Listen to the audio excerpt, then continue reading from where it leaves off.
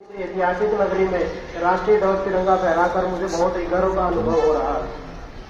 आज हम अपना 75वां गणतंत्रता दिवस बड़ी ही सन 1950 में आज ही के दिन हमारे देश का संविधान लागू हुआ था और हमारे देश एक संप्रभुता संपन्न गणराज्य बना। संविधान सभा के सदस्यों ने लगभग 3 वर्षों की कड़ी मेहनत के बाद बाबा डॉक्टर भीमराव अम्बेडकर के नेतृत्व में यह संविधान तैयार किया। इसी संविधान की बदौलत छोटे बड़े अमीर गरीब सभी को न्याय, स्वतंत्रता और समानता का अधिकार मिला। इस अवसर पर मैं बाबा साहेब डॉक्टर भीमराव अम्बेडकर समेत संविधान सभा के तमाम सदस्यों को श्रद्धांजलि अर्पित करता हूँ, उनको नमन करता हूँ। गणतंत्र दिवस के इस पावन पर्व के साथ हमारे देशभक्तों के त्याग, तप और बलिदान की एक लंबी गौरव गाथा जुड़ी हुई है। देश को आजादी दिलाने के लिए राष्ट्रपिता महात्मा गांधी, लाला लाजपत राय, नेताजी सुभाष चंद्र बोस, डॉक्टर राजेंद्र प्रसाद, पंडित जवाहरलाल नेहरू, भगत सिंह, राजगुरु सुखदेव आदि ने अपना बलिदान दिया और इन क्रांतिकारियों के बलिदानों के कारण ही आज हम आज़ादी की खुली हवा में सांस ले पा रहे हैं। देश को आज़ाद करवाने के इस संघर्ष में देश के लाखों लोगों ने अपने बलिदानों की, अपने प्राणों की आहुति दी है। मैं देश की आज़ादी के लिए अपने प्राण न्यौछावर करने वाले सभी ज्ञात व अज्ञात शहीदों को नमन करता हूँ, उनको श्रद्धांजलि अर्पित करता हूँ। मैं उन बहादुर जाबाज सैनिकों को भी नमन करता हूँ जिन्होंने आज़ादी के बाद देश की एकता और अखंडता बनाए रखने के लिए अपने प्राण न्यौछावर किए हैं। हमें अपने महान स्वतंत्रता सेनानियों पर गर्व है।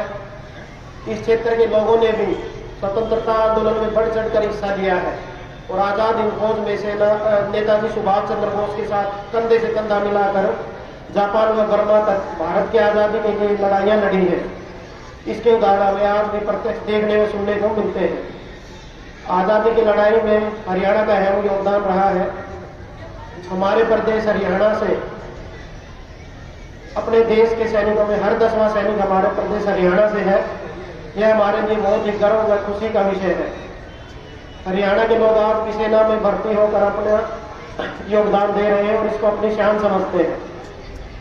भाइयों और बहनों, हमारे अमर शहीदों और क्रांतिकारियों का उद्देश्य केवल राजनीतिक स्वतंत्रता प्राप्त करना ही नहीं है, बल्कि उन्होंने एक ऐसे भारत का सपना देखा था जहाँ गरीबी, भूखमरी, आर्थिक विषमता और अशिक्षा के लिए कोई स्थान न हो।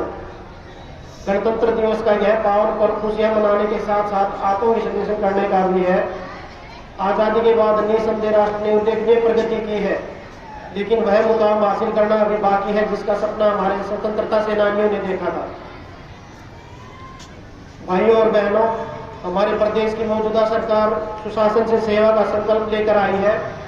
पिछले 9 सालों में जातिवाद, क्षेत्रवाद और भाई भतीजावाद से उठकर काम किया है। भ्रष्टाचार के प्रति जीरो टॉलरेंस की नीति को अपनाते हुए पारदर्शी शासन दिया है। सरकार का मानना है कि सिस्टम में पारदर्शिता का अभाव भ्रष्टाचार का सबसे मुख्य कारण है। मानवीय दखल को कम करने के लिए सरकार ने ई गवर्नेंस प्रणाली को अपनाया है। यही कारण है कि आज प्रदेश में लगभग 41 विभागों की लगभग 550 सेवाएं और योजनाएं अंत्योदय सरल पोर्टल के माध्यम से दी जा रही है। इससे सरकारी कामकाज में पारदर्शिता आई है, भ्रष्टाचार पर अंकुश लगा है और लोगों को अनेक सरकारी सेवाओं का लाभ घर बैठे मिलने लगा है। सरकारी सेवाओं और योजनाओं का लाभ उसके सही हकदार को मिले और किसी भी लाभार्थी को दफ्तरों के अनावश्यक चक्कर न काटने पड़े, इसके लिए मेरा परिवार मेरी पहचान के नाम से एक योजना शुरू की गई है। सभी तहसीलों में पारदर्शी सेवाएं सुनिश्चित करने के उद्देश्य से ई रजिस्ट्रेशन और ई स्टाम्प प्रणाली शुरू की गई है। मैं आज इस पावन अवसर पर सभी से गांव व आसपास की सफाई दुरुस्त रखने की अपील करता हूं। हम सबको मिलकर सफाई एवं स्वच्छता की ओर ध्यान देने की जरूरत है। स्वच्छता किसी व्यक्ति विशेष की जरूरत न होकर हम सभी की जरूरत है।